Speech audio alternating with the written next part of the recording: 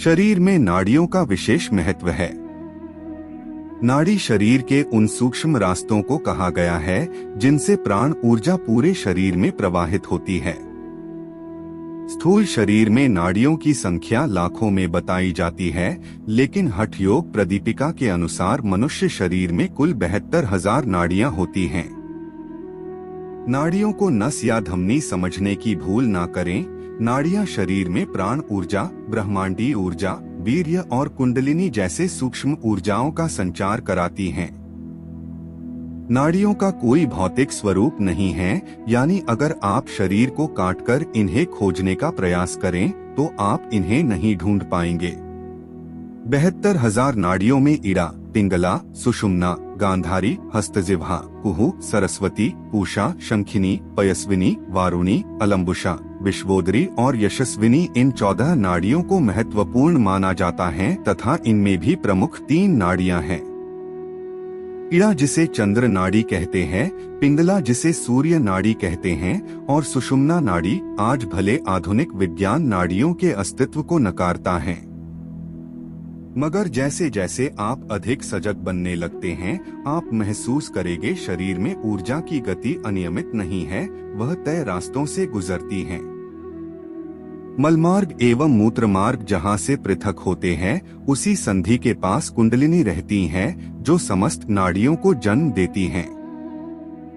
शरीर के 14 प्रमुख नाड़ियों में 7 ऊपर को जाने वाली और 7 नीचे को जाने वाली होती हैं। इस प्रकार शरीर में स्थित 14 भुवन तक ये 14 नाड़ियां विस्तारित है, जिनका क्रम निम्न प्रकार से है। भू, भुव, स्व, मह, तप एवं सत्य लोक ये ऊपर के लोक है। इसके नीचे अतल, वितल, सुतल, तलातल, महातल, रसातल एवं पाताल है। अर्थात कुंडलिनी तक सबको आना या वहीं आकार समाप्त हो जाना है। नाड़ियों का संबंध इंद्रियों से होता है। इंद्रियां मन से संचालित होती हैं। मन की आज्ञा के अनुसार इंद्रियां कार्य करती हैं।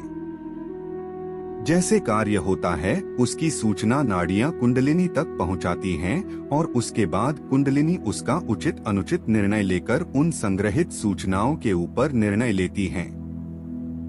अर्थात जब इंद्रियों के विक्षोभ को नाड़ियां कुंडलिनी तक पहुंचाती हैं, तो उनके द्वारा एकत्र पूर्ववर्ती सूचनाओं में हलचल या विक्षोभ उत्पन्न होता है और जब यह विक्षोभ दूषित हुआ तब यह तीनों पदार्थों से बना तत्व या पदार्थ अधिसंग्रहण द्वारा बाहर फेंक दिया जाता है।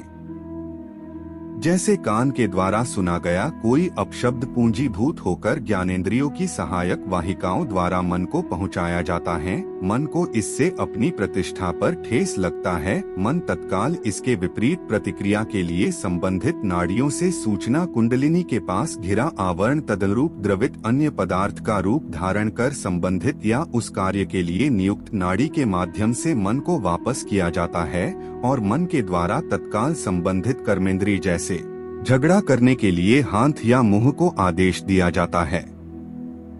इस प्रकार कुंडलिनी के पास एकत्र पदार्थों का उपयोग मनुष्य द्वारा किया जाता है। यदि सारे पदार्थ अपना आवरण कुंडलिनी पर से हटा दें तो कुंडलिनी पर पड़ा दबाव स्वरूप बोझ समाप्त हो जाएगा है और कुंडलिनी हल्की होकर ऊपर उठते हुए मूलाधार, स्वाधिष्ठान, मणिपुरा, अनाहत, विशुद्धि एवं आज्ञा चक्र होते हुए ब्रह्मरंध्र में जाकर स्थिर हो जाती है। जब तक कुंडलिनी पर विविध नाड़ियों द्वारा एकत्रित संवेदनाओं, सूचनाओं का बोझ लदा रहेगा, कुंडलिनी वहीं दबी रहेगी और मनुष्य विविध दुष्चक्र में फंसा रह जाता है। 3 प्रमुख नाड़ियां इड़ा, पिंगला और सुषुम्ना नाड़ी जिसे 3 मेन नदीज शरीर के विविध अंगों से विविध संवेदनाओं या सूचनाओं या आज्ञाओं को छोटी छोटी नाड़ियां एकत्र करके अपने से श्रेष्ठ उपर्युक्त 14 नाड़ियों तक पहुंचाती हैं। ये 14 नाड़ियां उन अपन सहायक छोटी नाड़ियों से इन सूचनाओं को एकत्र कर अपने से श्रेष्ठ प्रधान नाड़ियों ईड़ा, पिंगला और सुषुम्ना को प्रदान करती हैं। इन सब को सुषुम्ना एकत्र कर कुंडलिनी पर आवरण स्वरूप कवच के रूप में उसे ढकी रहती हैं। ईड़ा नाड़ी यानी फेमिनिन और क्रिएटिव प्रिंसिपल। इसे चंद्र नाड़ी भी कहते हैं। यह स्त्रियोचित गुणों वाला होता है। यह सुषुम्ना के दाहिने ओर से प्रवाह होता है, जो मेरुदंड के मूल से शुरू होकर पिंगला नाड़ी के साथ अंजना चक्र तक आती है और दाहिने नाक में समाप्त होती है। ईड़ा नाड़ी हमारे मानसिक ऊर्जा से संबंधित है। इसका रंग सफेद होता है। चंद्रमा के समान शांत ऊर्जा वाला। जिन व्यक्तियों में ईड़ा नाड़ी अधिक संतुलित होती है, उनमें अधिकतम स्त्रियोचित गुणों का विकास होता है तथा पुरुषोचित गुणों की कमी रहती है। पिंगला नाड़ी यानी मस्कुलिन एंड एनालिटिकल प्रिंसिपल, इसे सूर्य नाड़ी भी कहते हैं। यह सूर्य के समान गर्म ऊर्जा और पुरुषोचित गुणों वाला होता है। यह सुषुम्ना के बाहिने ओर होता है तथा ईड़ा की सहायक होती है। मेरुदंड से शुरू होकर ईड़ा और पिंगला नाड़ी सभी चक्रों में एक दूसरे को स्पर्श करते हुए अंजना चक्र से होकर पिंगला नाड़ी बाहिने नथुने में खत्म होती है। पिंगला नाड़ी से प्राण ऊर्जा की शुरुआत होती है। इसका रंग लाल होता है। इसे सूर्य से संबंधित माना जाता है। जिन व्यक्तियों में पिंगला नाड़ी अधिक संतुलित होती है, उनमें अधिकतम पुरुषोचित गुण होते हैं, जैसे साहस, शौर्य, पराक्रम। सुषुम्ना नाड़ी यानी बाह नाड़ी, इसे ब्रह्म नाड़ी भी कहते हैं। मूल रूप से सुषुम्ना गुणहीन होती है। उसकी अपनी कोई विशेषता नहीं होती। वह एक तरह से शून्यता या खाली स्थान है।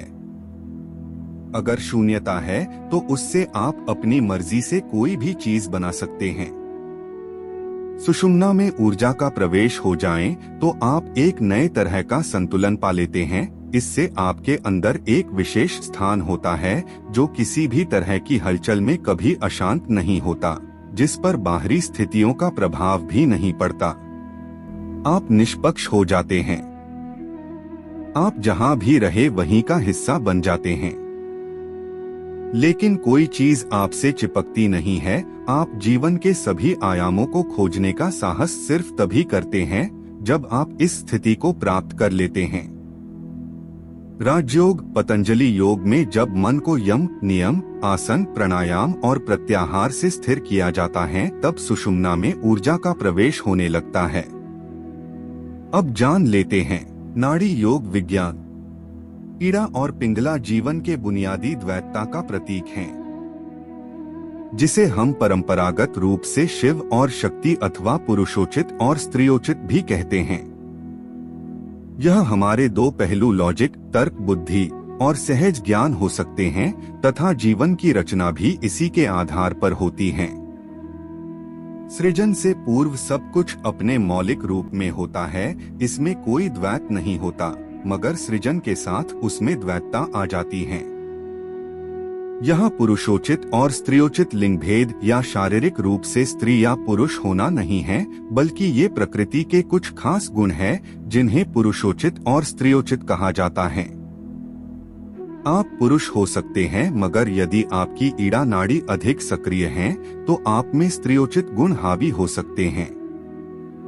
इसी तरह पिंगला नाड़ी अधिक सक्रिय होने पर पुरुषोचित गुण हावी हो जाते हैं। जब आप दोनों नाड़ियों, ईड़ा और पिंगला के बीच संतुलन बना लेते हैं, आप प्रभावशाली बनने लगते हैं। आप जीवन के सभी पहलुओं को समझने और अच्छी तरह संभालने लगते हैं। अधिकतर लोग ईड़ा और पिंगला में जीते और मर जाते हैं। मध्य स्थान सुषुम्ना निष्क्रिय बना रहता है। मानव शरीर विज्ञान में सुषुम्ना सबसे महत्वपूर्ण पहलू है। इसके मुताबिक जब ऊर्जा सुषुम्ना में प्रवेश करती है, जीवन असल में तभी शुरू होता है।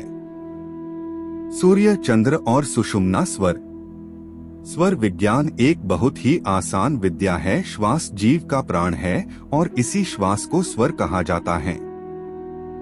स्वरोदय विज्ञान के अनुसार श्वास अगर दाहिने नथुने से निकल रही हैं, तो यह श्वास पिंगला अर्थात सूर्य स्वर हैं। यह श्वास गर्म होती हैं।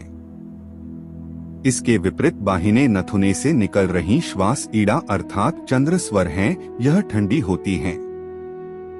दोनों के मध्य सुषुम्ना का स्वर प्रवाह होता है, अर्थात जब श्वास दोनों नथुनों से श्वास निकलने लगे तो यह सुषुम्ना स्वर हैं।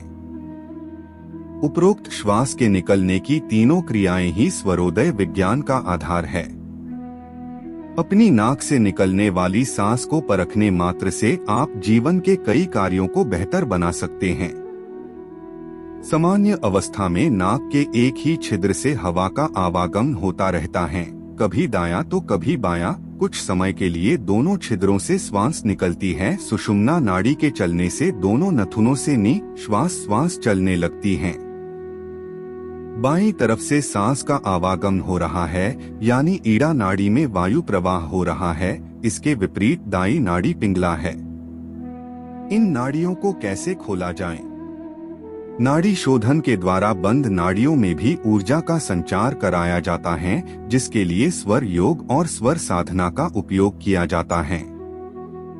आप अपनी ईड़ा और पिंगला नाड़ी को स्वर योग, विशेष श्वसन क्रियाओं के माध्यम से खोल सकते हैं। जब बाहिना स्वर चल रहा होता है, अर्थात बाहिने नथुने से श्वास चल रही होती है, तब पिंगला नाड़ी में ऊर्जा का संचार हो रहा होता है। इसी प्रकार ईड़ा नाड़ी दाहिने स्वर से खुलती है।